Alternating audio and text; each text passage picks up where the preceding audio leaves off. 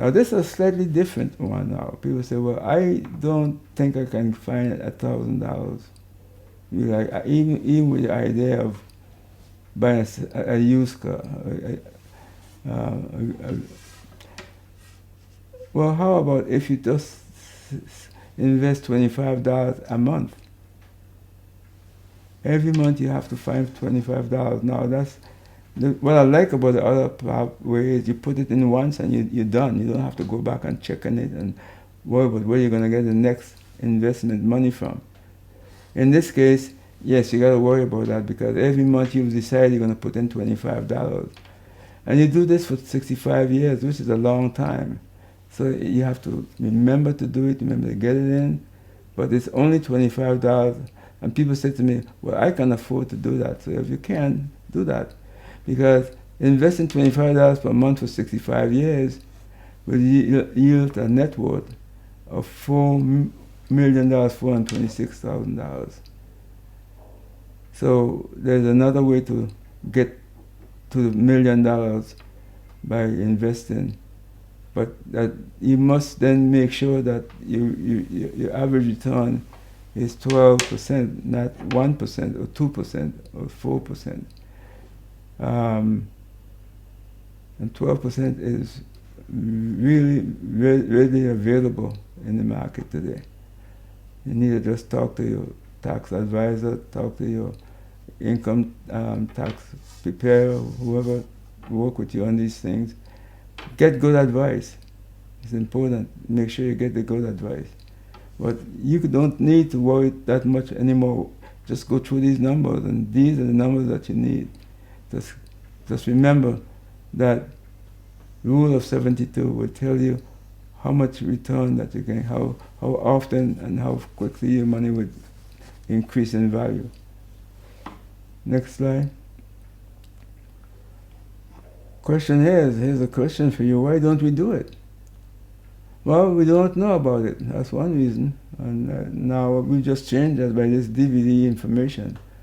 You don't get good advice. Again, that's advice. In a sense, I'm giving advice. We are giving advice with this DVD.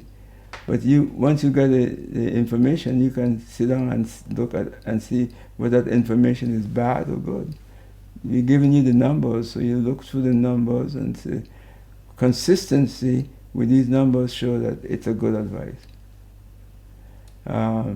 If we go to the monthly problem where we can put in so much every month, that can work. The only trouble is people are not disciplined enough to keep doing it on a monthly basis. But if you choose that way, you have to commit to putting that money in every month. Other thing is we can't see what money spent now will look like invested in the future. That seems so trivial, but that's true. Sometimes people just can't visualize how money can be worth that much more in the future.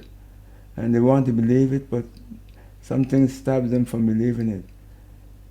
So that's why we suggest put $1,000 down once, and then you don't have to go back and fight yourself trying to say, why should I do this?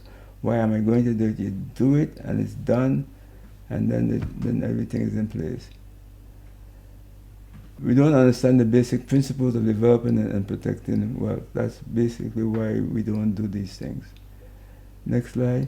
Now we talk about our friend here, David Bach, the automatic millionaire. And you meet David Bach, and every time you talk to him about any investment, you say, pay yourself first and make it automatic. Pay yourself first and make it automatic. Good advice.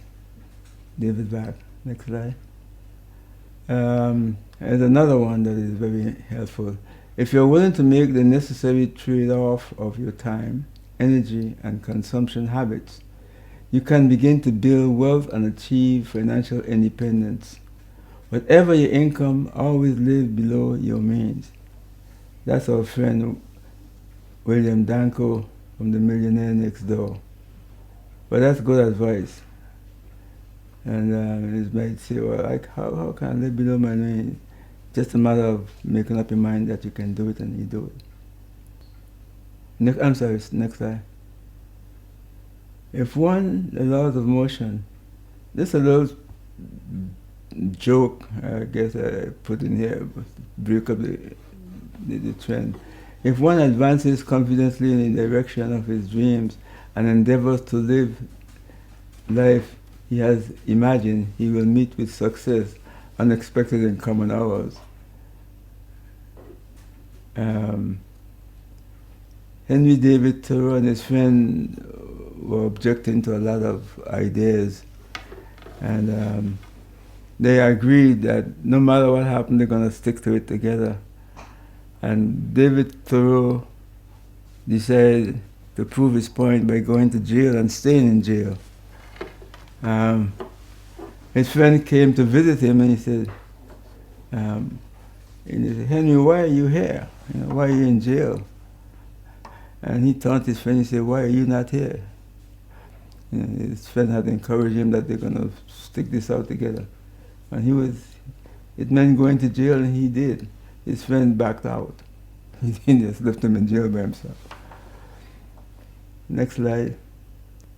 Now these sisters' story, and I'm going to tell a story because I think it's one of the ways that you can show how this thing works. There were 3 sisters who were told by their mothers that when they have children, they should stay home to love, care for, and nurture their children. All 3 sisters married at 18 years old, and their husbands worked to provide the basic income for their families. All 3 sisters honored their mother's request. I mean that they did not work while they had the babies. Let's take a look at their choices.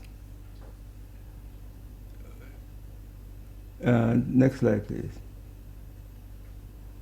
Sister number 1 had a child at age 20 and did not work while she raised her child, as agreed with the mother. The child goes to college at age 20. Sister number 1 is now 40 years old, 20 years of her own. She was 20, and then she had a child for 20 years before the child was ready for college. So that's 40 years. She said she's now 40 years old. At age 40, sister number 1 goes to work for $20,000 a year, which pays the child tuition for 4 years. As we know, when you get to be 40 years, you're not as to be entering the working world is not as easy as when you're 19 or 20 years old, 24 years old. But she overcame it anyway, and she did get a good job, and she worked for 4 years at $20,000 a year.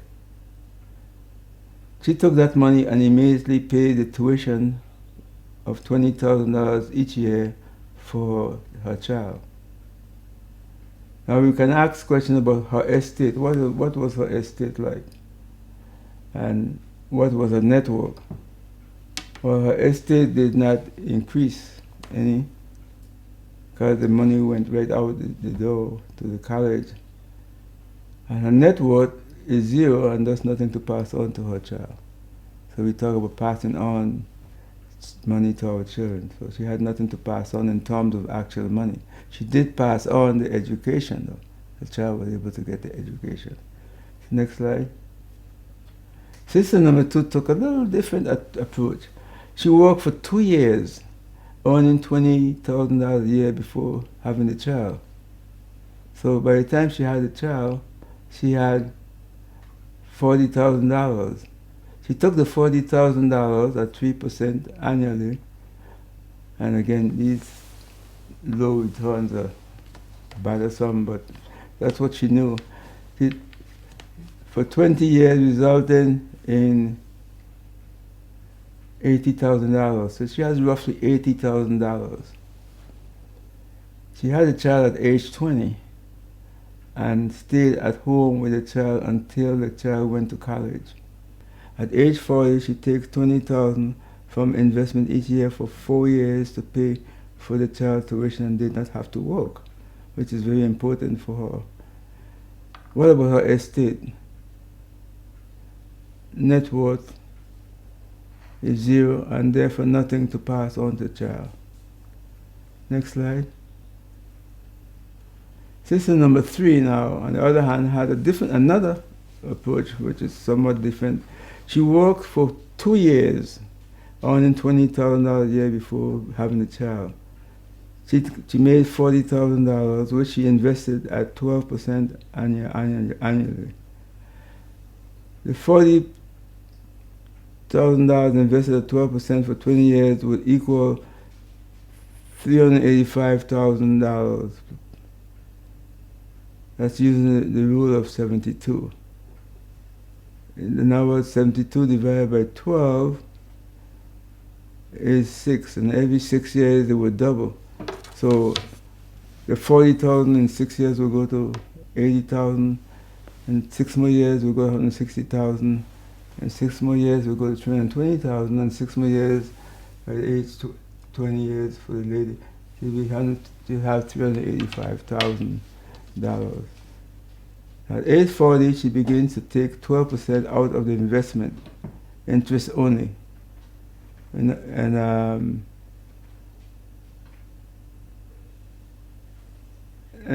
that 20,000 goes to tuition, and the other 26,000, which was left over, she and her husband began to live rich. So they started to enjoy the money right away while the child was still in school. So it's a different one from the first 2 sisters. So she and her husband began to spend some of that money that they had accumulated. The question now is, what is the estate? Her estate is $385,000. Sister number 3 at age 44 has income of $46,000 forever. In other words, every year she can take out that money from the investment. She has $46,000 every year, forever and ever. And when she passed, they can give that to the child. So they're not only living rich now, they're living rich. The child will also benefit from their decision. So there's 3 different ways, 3 different sisters, and you see with the same background and the same idea, but the approach was slightly different. One sister had nothing. Her estate was 0 at the end of the process. The other sister, her estate was $385,000, which she could then take money and begin to live rich.